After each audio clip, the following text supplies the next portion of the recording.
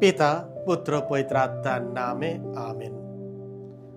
অনন্ত জীবন শুধু মৃত্যুর পরের জীবন নয়।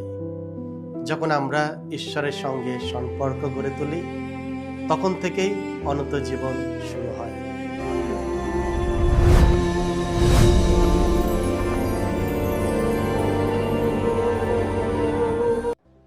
খ্রিস্টে আমার পরম প্রিয়জনেরা, আজ মে মাসের 19 তারিখ, পুনরুত্থানের 7ম সপ্তাহ, মঙ্গলবার। আর আজকে ডেলি মান্না ঈশ্বরের বাণী প্রতিদিন নেওয়া হয়েছে সাধু যোহন রচিত মঙ্গল সমাচার থেকে 17 অধ্যায় 1 থেকে 11 পদ।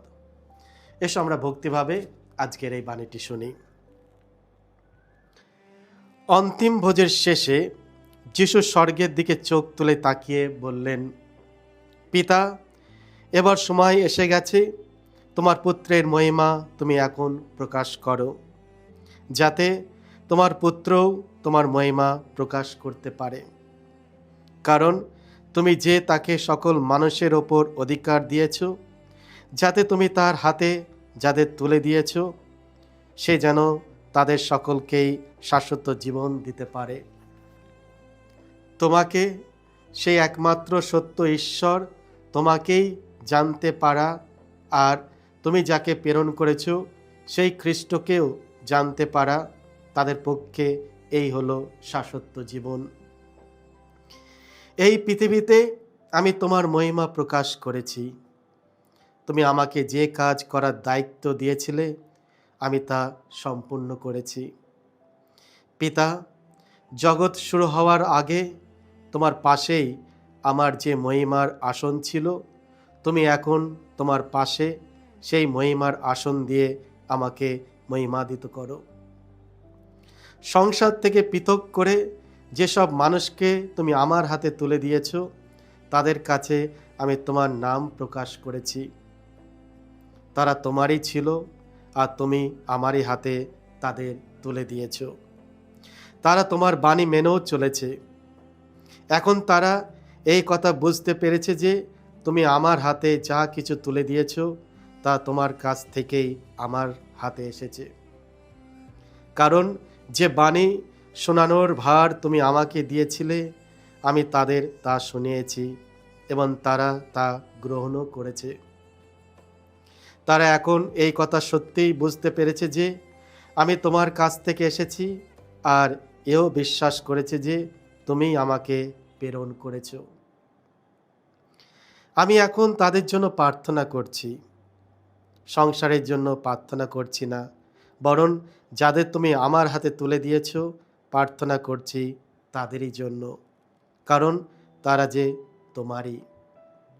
যা কিছু আমার সবই তোমারই, আর যা কিছু তোমার সে তো আমারই। আর আমার মহিমা তাদেরই মধ্যে প্রকাশিত হয়েছে। আমি আর এই জগতে থাকছি না, তারা কিন্তু এই জগতে থাকছে। আমি তো এখন চলে আসছি তোমারই কাছে। এই হলো প্রভু যিশুর মঙ্গল সমাচার।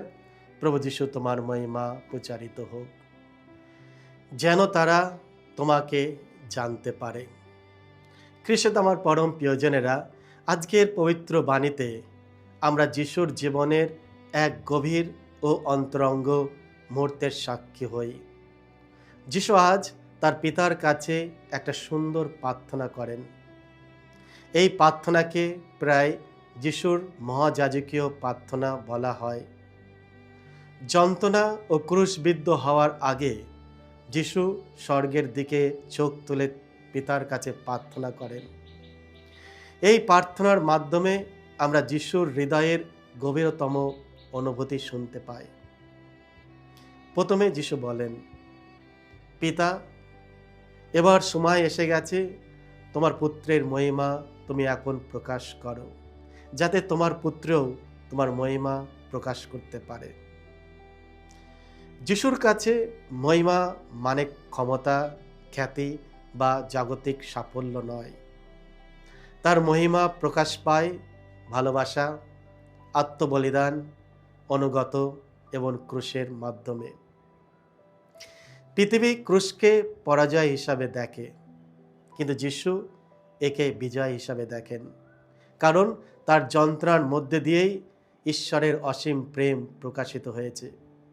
আমার প্রিয়জনেরা, এখান থেকে আমরা একটি গুরুত্বপূর্ণ শিক্ষা পাই। খ্রিস্টীয় জীবনের প্রকৃত মহিমা মানুষের প্রশংসাই নয়, বরং বিশ্বস্ত ভালোবাসা, বিনম্র সেবা এবং কঠিন সময়েও ঈশ্বরের প্রতি অনুগত থাকার মধ্যে নিয়ত। এরপর যিশু এক অসাধারণ কথা বলেন অনন্ত জীবনের সম্বন্ধে। আর অনন্ত জীবন এই যে তারা তোমাকে একমাত্র সত্য ঈশ্বরকে এবং যীশু খ্রিস্টকে জানে, যাকে তুমি প্রেরণ করেছ। অনন্ত জীবন শুধু মৃত্যুর পরের জীবন নয়। যখন আমরা ঈশ্বরের সঙ্গে সম্পর্ক গড়ে তুলি, তখন থেকেই অনন্ত জীবন শুরু হয়। বাইবেলের ভাষায় ঈশ্বরকে জানা মানে কেবল তথ্য জানা নয়, বরং তাকে ভালোবাসা, তার ওপর বিশ্বাস রাখা, তার সঙ্গে চলা এবং প্রতিদিন তার সঙ্গে একাত্ম হয়ে থাকা। অনেকে ঈশ্বর সম্পর্কে জানে, কিন্তু যিশু আমাদের আহ্বান করেন ঈশ্বরকে ব্যক্তিগতভাবে জানার জন্য। আর সেটা কি করে সম্ভব? সেটা সম্ভব হয় আমাদের প্রার্থনা, ঈশ্বরের বাক্য অনুধান করা, ঈশ্বরের বাক্য শোনা, পবিত্র ইউক্যারিস্ট এবং দয়ার কাজের মাধ্যমে আমরা ঈশ্বরের সঙ্গে আরও গভীর সম্পর্ক গড়ে তুলতে পারি। এরপর যিশু তার শিষ্যদের জন্য প্রার্থনা করেন। তিনি বলেন, পবিত্র পিতা, তোমার নামে তাদের রক্ষা করো। যিশু জানতেন যে তার শিষ্যদের জীবনে পরীক্ষা, নির্যাতন, ভয় ও বিভ্রান্তি আসবে। তবু তিনি তাদের পরিত্যাগ করেননি, বরং পিতার হাতে তাদের সমর্পণ করেছেন। আজও যিশু আমাদের জন্য প্রার্থনা করেন। যখন আমরা দুর্বল, একাকী ও নিরুৎসাহ বোধ করি, তখন মনে রাখতে হবে খ্রিস্ট আমাদের জন্য মধ্যস্থতা করছেন। কিসেত আমার পরম প্রিয়জনেরা, প্রভু যিশুর এই যাজকীয় প্রার্থনা আমাদের মিশনের কথাও স্মরণ করে দেয়। শিষ্যরা শুধু আরামদায়ক জীবনযাপনের জন্য নির্বাচিত হননি, তারা পৃথিবীতে খ্রিস্টের কাজ চালিয়ে যাওয়ার জন্য নির্বাচিত হয়েছিলেন। তেমনি আমরাও আহ্বান পেয়েছি আমাদের পরিবারে, কর্মক্ষেত্রে, বিদ্যালয়ে এবং সমাজে যিশুর প্রেম, সত্য ও করুণার সাক্ষী হতে। সর্বশেষে যিশু একতার জন্য প্রার্থনা করেন। শিষ্যদের স্বভাব ও পটভূমি ভিন্ন ছিল, তবু যিশু চেয়েছিলেন তারা যেন এক থাকে। আজকের বিভক্ত পৃথিবীতে, যেখানে ঘৃণা, হিংসা ও স্বার্থপরতা বেড়ে চলেছে, সেখানে খ্রিস্ট ভক্তদের আহ্বান করা হয়েছে যাতে তারা ঐক্য, ক্ষমা ও শান্তির মধ্যে দিয়ে জীবনযাপন করে। আজ আমরা নিজেদের কাছে কয়েকটি প্রশ্ন রাখতে পারি। আমি কি সত্যি ব্যক্তিগতভাবে ঈশ্বরকে জানি? আমি সর্বপ্রথম কার মহিমা খুঁজি, ঈশ্বরের মহিমা নাকি নিজের? আমি কি অন্যদের মধ্যে ঐক্য ও ভালোবাসা গড়ে তুলছি? আমি কি বিশ্বাস করি যে যিশু আমার কঠিন সময়েও আমার জন্য প্রার্থনা করছেন? খ্রিস্ট আমার পরম প্রিয়জনেরা, যিশুর এই প্রার্থনা আমাদের বিশ্বাসকে দৃঢ় করুক এবং আমাদের পিতার আরও নিকটে আমাদের নিয়ে যাক। আমাদের জীবন যেন ভালোবাসা, পবিত্রতা ও বিশ্বস্ততার সাক্ষ্যের মাধ্যমে ঈশ্বরকে মহিমান্বিত করতে পারি। বিশ্বাস রাখি যে পিতা যেভাবে প্রভু যিশুকে ভালোবেসেছেন, আর প্রভু যিশু সেই একইভাবে সেই ভালোবাসা আমাদের মধ্যে প্রকাশ করেছেন। এসো আমরা আমাদের প্রভুকে মন প্রাণ হৃদয় দিয়ে ভালোবাসি এবং তাকে আরও জানতে, তার কাছে আসতে আমরা প্রয়াসী হই। তিনি আমাদের পাশে আছেন, তিনি আমাদের সাহায্য করবেন। সকলকে জয় যিশু।